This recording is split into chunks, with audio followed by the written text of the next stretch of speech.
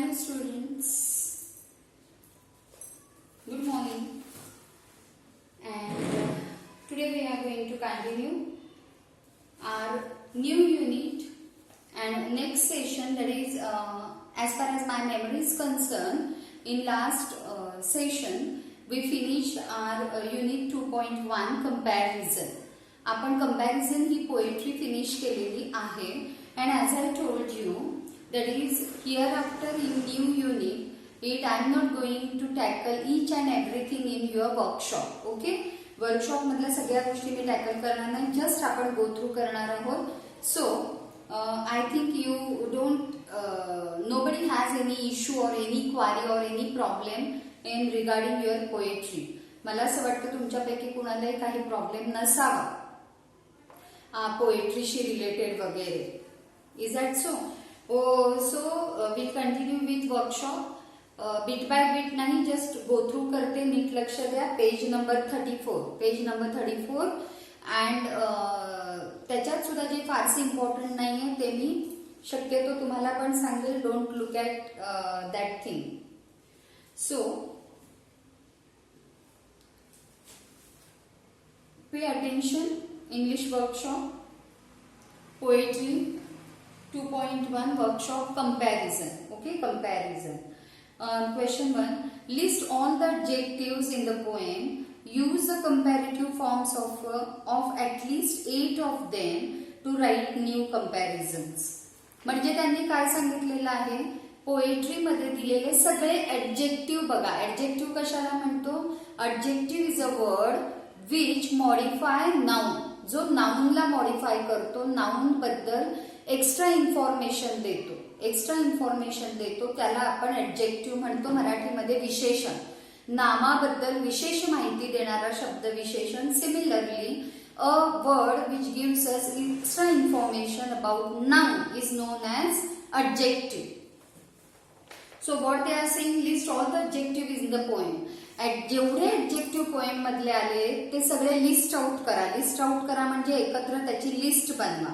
आणि नंतर सांगितलंय ऍटलिस्ट 8 ऍडजेक्टिव्ह बद्दल use the comparative forms of at least 8 of them to write new comparison. आणि त्या ऍडजेक्टिव्हची लिस्ट केल्यावर त्या ऍडजेक्टिव्ह साठी पोएट्रीमध्ये जे कंपॅरिझन दिलेलं आहे त्याच्या व्यतिरिक्त नवीन कंपॅरिझन तुम्ही शोधा आणि ते रिराईट करा. For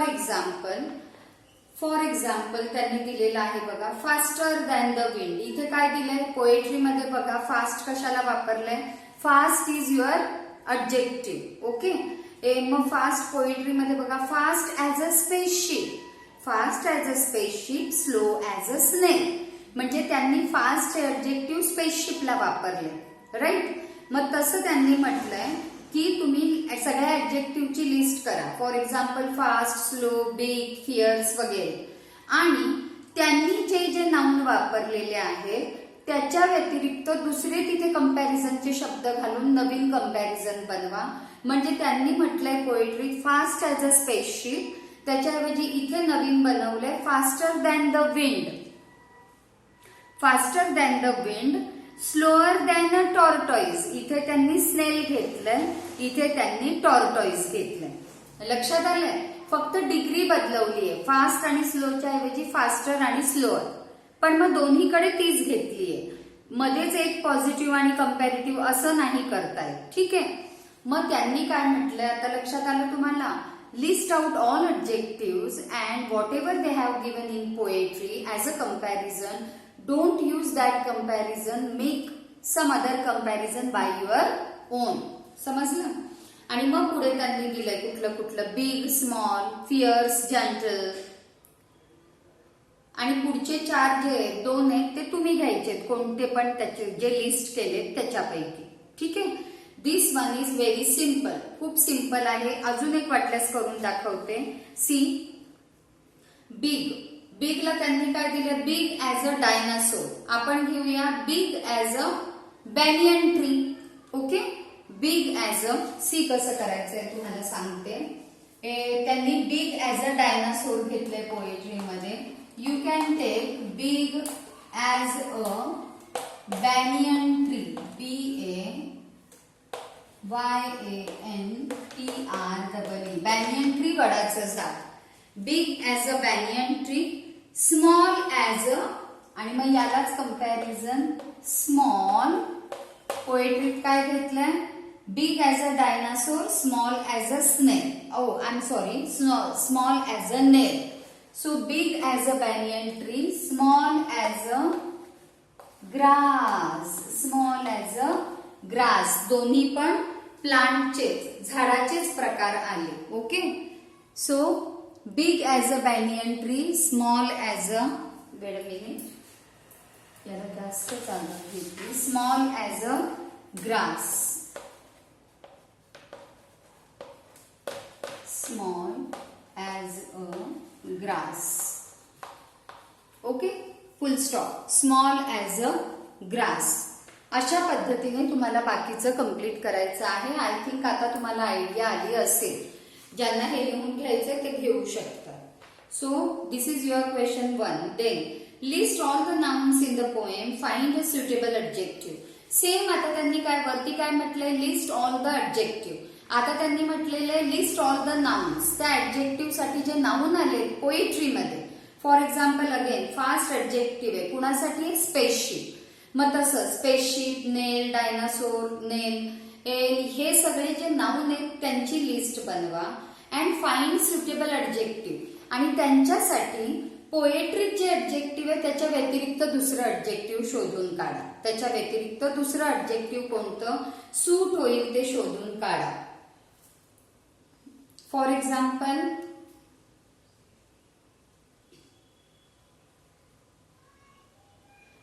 fast as a spaceship.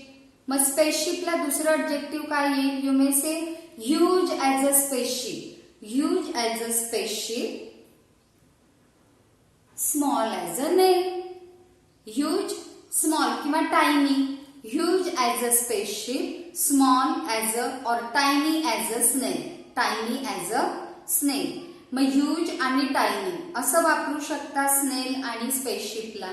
So त्यांनी फक्त तुम्हाला जे पेअर्स आहेत ते चेंज करायला लावले. नाउनला लिस्ट करा आणि ॲडजेक्टिव्ह बदलून सुटेबल ॲडजेक्टिव्ह वापरा. सो हे सुद्धा तुम्ही करू शकता. For example as yellow as a lemon. त्यांनी लेमनसाठी इथे काय वापरलंय? सोर ॲज अ लेमन. आंबट, सोर.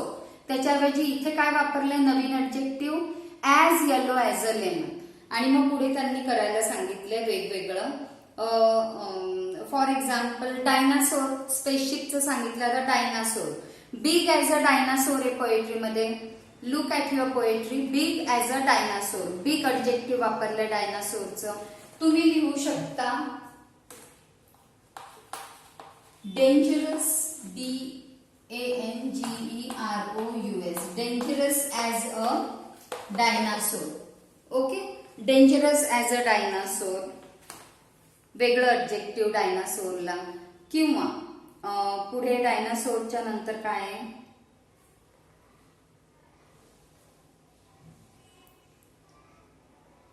ह्यूज ॲज अ स्पेसशिप सांगितलं. Jam, sweet as a jam. त्याच्याऐवजी घेऊ शकता yummy as a jam. Yummy. स्वीटच्या ऐवजी YUMMY. Yummy as a jam. आपण काय केलं? स्वीटच्या ऐवजी यम्मी घेतलं. अशा पद्धतीने तुम्हाला वेगळे ॲडजेक्टिव्ह वापरायचे आहेत जे दिलेत ते सोडून.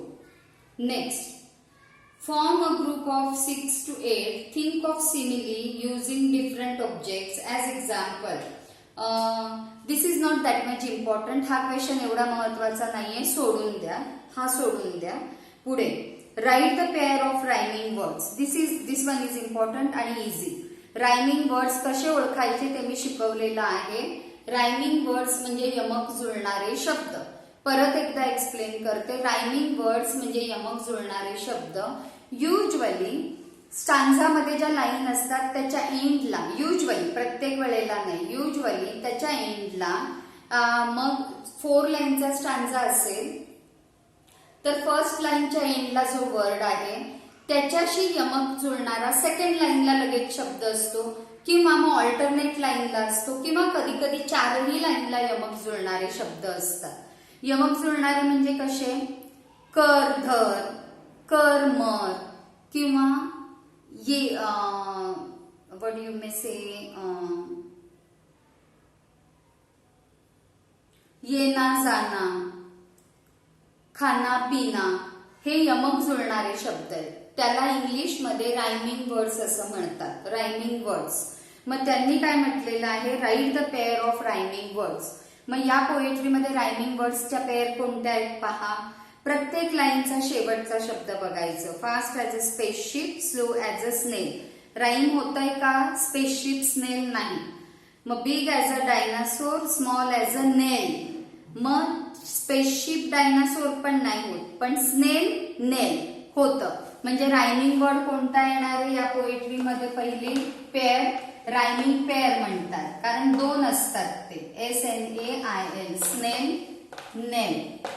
दिस is the first rhyming pair. Next tiger lamb नाही, लेमन जॅम. मग lamb jam, lamb jam rhyming pair. Lamb jam. जरी याच्यात बी असला तरी तो सायलेंट आहे. लॅम्प जॅम हे राईम होतं. Then CP, CP rhyming word. Okay. 3 pair मी दिलेत तुम्हाला. उरलेले पेअर तुम्ही शोधून काढायचे. याला रायमिंग पेअर असं म्हणतात. याला रायमिंग पेअर असं म्हणतात. So question 3 is not there. Question 4 is over. Start collection of idioms which comparisons use the following categories. काही नाही, तुम्हाला कलेक्शन करायला सांगितलंय. खाली ज्या इडियम्स दिल्या त्या एकदा वाचून बघा. This is not that much important. Idiom with animal. आणि मग त्यांनी कॅटेगरी केल्या आहेत पहा. Idioms with colours. अशा म्हणी ज्या रंगाशी रिलेटेड आहेत. अशा म्हणी ज्या रंगाशी रिलेटेड आहेत. ठीक आहे. Idioms with animal. अशा म्हणी ज्या प्राण्यांशी रिलेटेड आहेत. अशा म्हणी ज्या प्राण्यांशी रिलेटेड आहेत. For example barking dog seldom bite. Dog प्राण्यांशी रिलेटेड आहे. आयत्या बिळावर नागोबा प्राण्यांशी रिलेटेड आहे. मग त्यांनी कॅटेगराईज केल्या आहेत म्हणींना.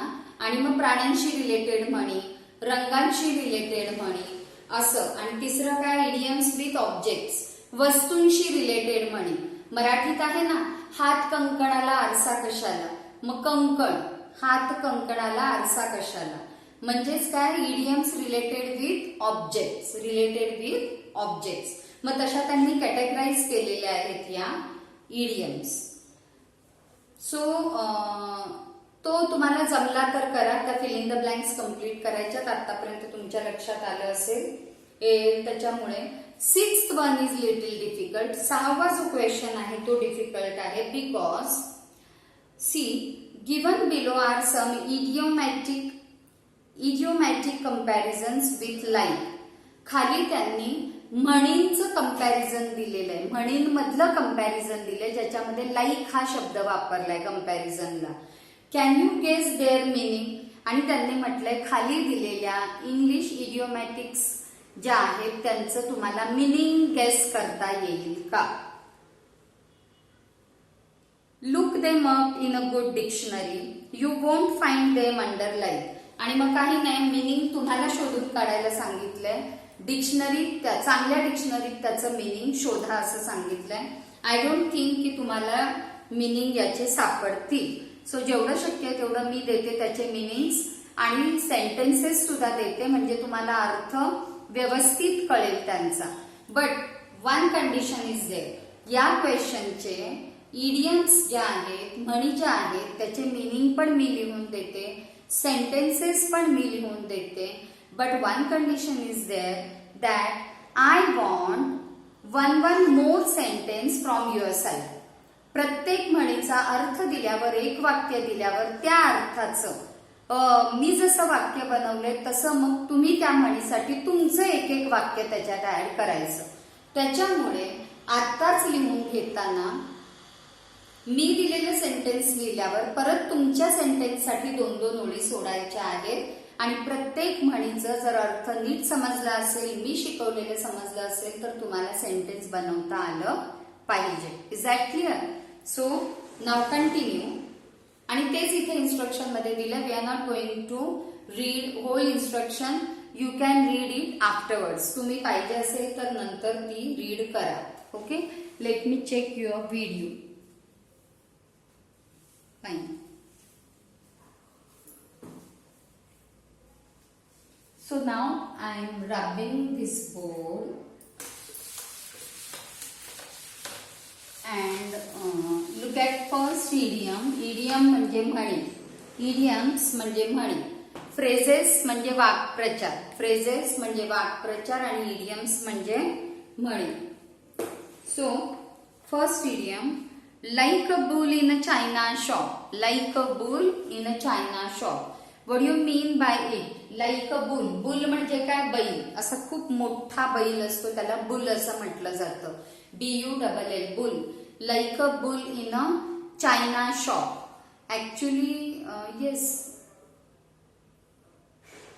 बुल म्हणजे रेडा तुम्ही म्हणू शकाल. बैलापेक्षा ते जास्त परफेक्ट आहे रेडा. Okay, so like a bull in a china shop. Now here china shop म्हणजे काय ते आधी सांगते. त्यांनी दिलंय पण ते सुद्धा तुम्हाला समजलंय की नाही, I don't know. China shop here, china means delicate article of porcelain. Porcelain. China shop म्हणजे काय? चायनाचं दुकान नाही तर बोन चायनाच्या वस्तू असतात. बोन चायना हा चिनी मातीचा एक प्रकार आहे. ज्या खूप महागातल्या क्रॉकरी असतात, कपबशांचे सेट, तर खूप महाग असतात ते. युजली मटेरियल काय असतं?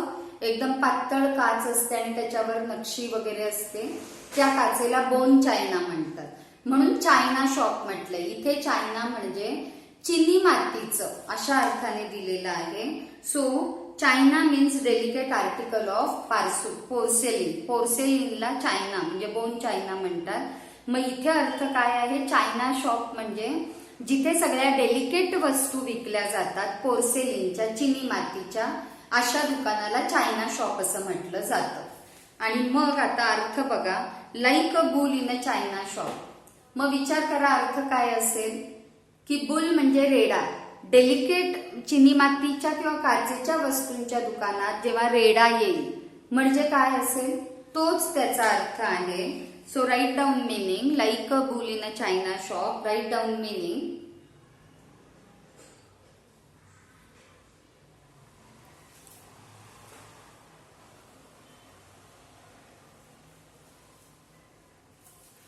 Write down meaning. Like a bull in a china shop. Meaning behaving. BHAVING. Behaving. Behaving recklessly or clumsily. तुम्हाला सोपं काय जाईल?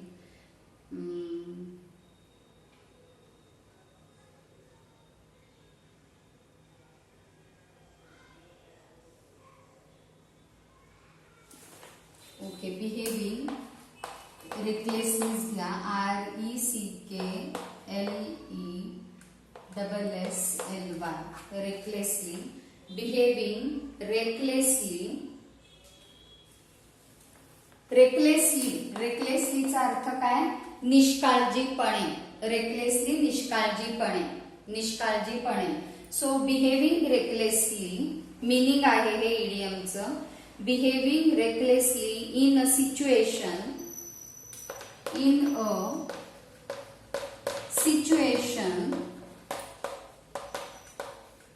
when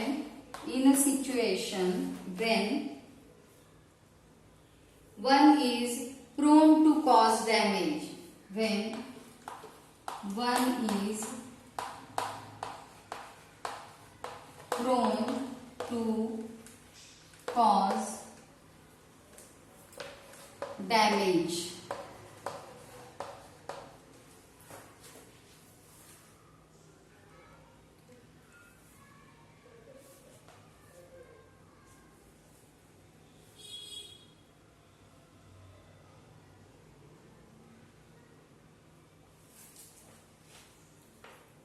Behaving recklessly in a situation when one is prone to cause damage.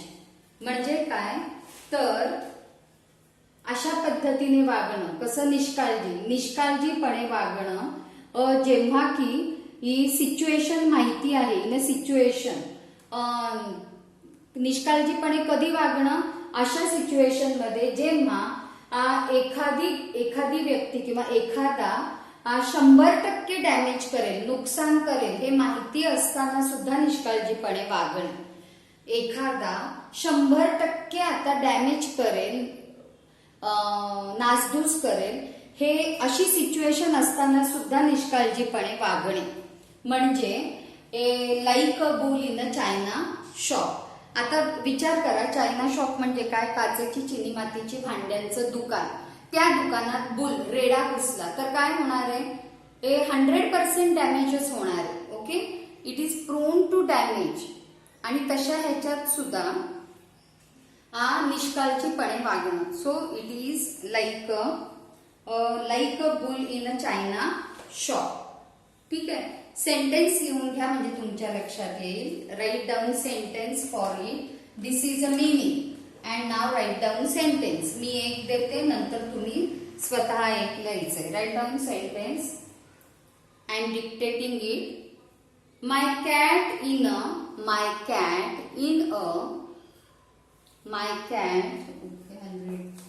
sentence या meaningचं. Okay, my cat in a crockery cupboard. My cat in a crockery, crockery, crockery. Cupboard, board, cupboard is like a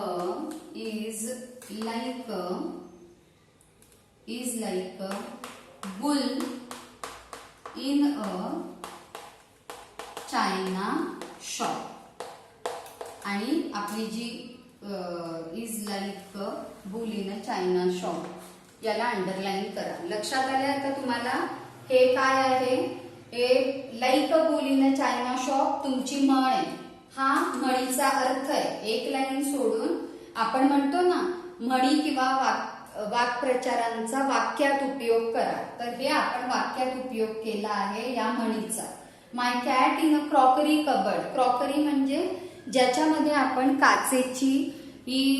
काचेच्या भांड्यांचा set सगळे ठेवतो, त्या कबर्डला crockery cupboard म्हणतात. So my cat in a crockery cupboard is like a bull in a china shop. लक्षात आलंय? आता दुसरं वाक्य तुम्ही बनवायचं आहे, त्याच्यासाठी 2 ओळी सोडायच्या आहेत. Next, like a cat on a hot tin roof. Write down second idiom, like a cat on a hot tin roof. Write down, like a cat on a hot tin roof. Like a cat on a hot tin roof. Finish. Now write down meaning. त्याच्या आधी cat वगैरेचा अर्थ माहितीये, roof म्हणजे छत हे पण माहितीये, हॉट म्हणजे गरम आणि टीन TIN टीन म्हणजे पत्रा. मग म्हण काय? Like a cat on a hot tin roof. मांजरीप्रमाणे जी गरम पत्र्याच्या छतावर आहे असा अर्थ होतो. टीन म्हणजे पत्रा. So write down meaning. आता मीनिंग लिहा. Someone who is in a meaning someone who is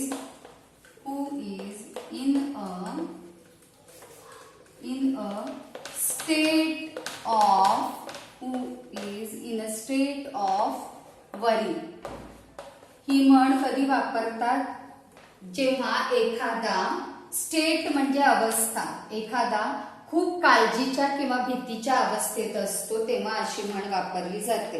someone who is in a state of, नुसतं वरी नका लिहू, एक्स्ट्रीम वरी, EXTREME, एक्स्ट्रीम अतिशय, वरी काळजी.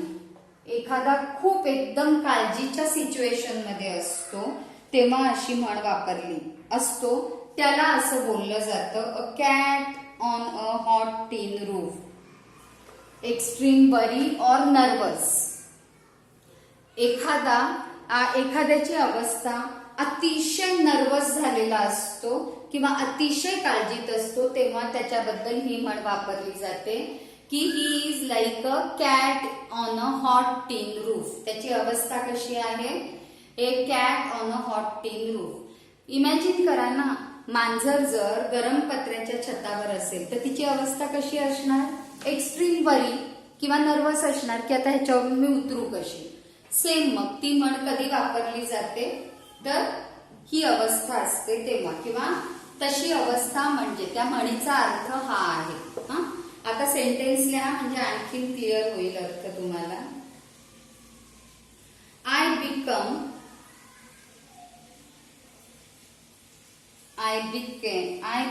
लाईक अ, सेंटेन्स लिहा, I become like a cat on a hot tin roof. तुम्ही लिहायचंय हे dash dash dash dash hot tin roof. Hot tin roof लिहा. Hot tin roof. कधी होते अशी अवस्था?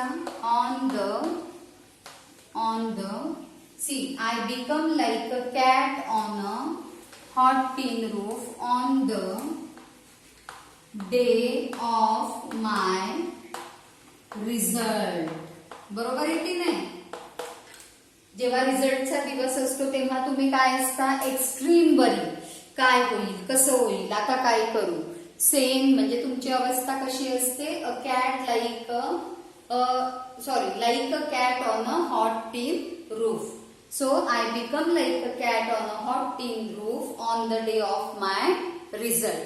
दुसरं वाक्य तुम्ही करायचं आहे, 2 लाईन सोडायच्या.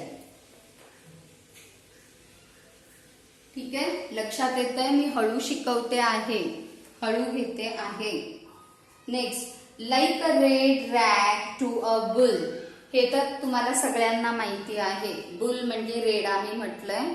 आणि like a red rag. Rag म्हणजे लाल रंगाची कांबळ वगैरे लोकरीचा कपडा असतो ना, लोकरच पाहिजे असं जरुरी नाही, पण बाकी कधी नाही तर तुम्ही पिक्चर चित्रपटांमध्ये बघितलं असेल, रेड्याला जर असा लाल रंगाचा मोठा कपडा दाखवला की तो खूप चवताळतो, रागवतो आणि शिंग मारतो त्याच्यावरती.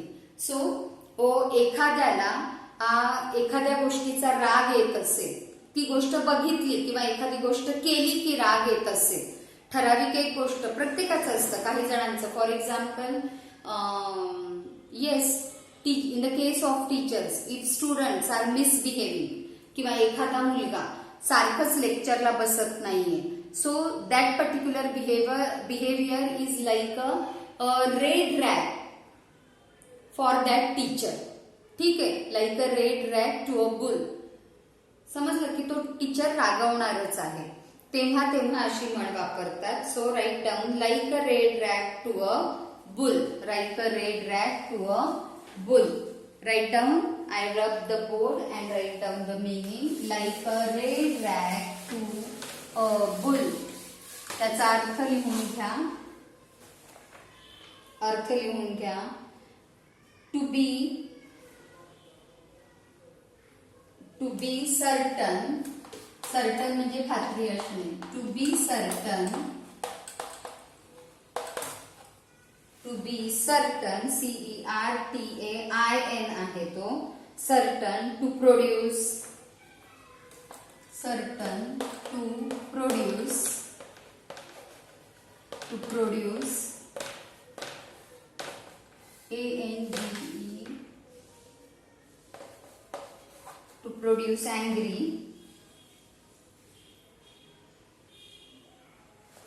To produce anger करा. Anger. Or to produce anger. To produce anger. ANGER. Anger. Or VIOLE. Violent reaction.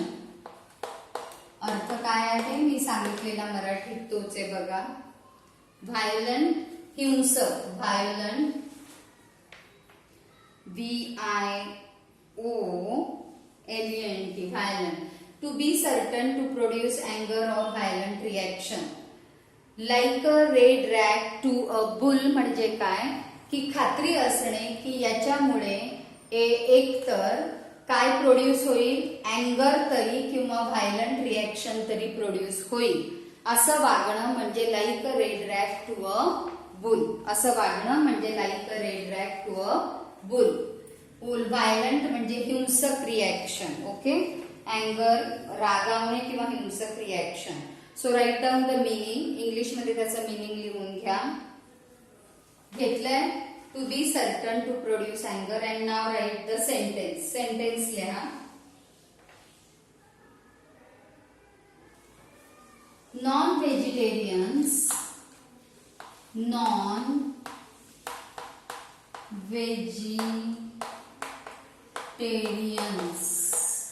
म्हणजे जे नॉन व्हेजिटेरियन्स आहेत, जे मांस मच्छी खातात, non vegetarians are like a red rag, are like a red. आता तुम्ही कंप्लीट करायचंय. Like a red rag to a bull, like a red rag to a bull for, like a red rag to a bull for him. him म्हणजे मग कुणीही असेल. लक्षात आलंय का? त्याच्यासाठी नॉन व्हेजिटेरियन्स लोक दिसणं किंवा त्याच्या बरोबर असणं म्हणजे like a red rag to a bull. म्हणजे जसं एखाद्या बुलला रेड रॅग बघितल्यावर राग येतो, तसं नॉन व्हेजिटेरियन लोक बघितले की त्याला राग येतो. It means what? it may possible that he is pure vegetarian and so he become angry when he saw non-vegetarians. Okay, म्हणून मी या म्हणीचा वाक्यात असा उपयोग केलाय. Non vegetarians are like a red rag to a bull for him. दोन line सोडायच्या आहेत. तुम्ही तुमचं सेंटेन्स बनवायचं आहे. Next, like a cat that stole the cream. Like a cat that stole the cream. Okay, माझं व्हिडिओकडे लक्ष नव्हतं. व्हिडिओ मोठा होतोय. अजून थोडा वेळ चालू ठेवला तर व्हिडिओ ऑटोमॅटिकली कट होईल. So we could not raise this video. We have to stop over here. Next व्हिडिओमध्ये आपण या इडियम्स पासून कंटिन्यू करूया. Okay, bye. Have a good day.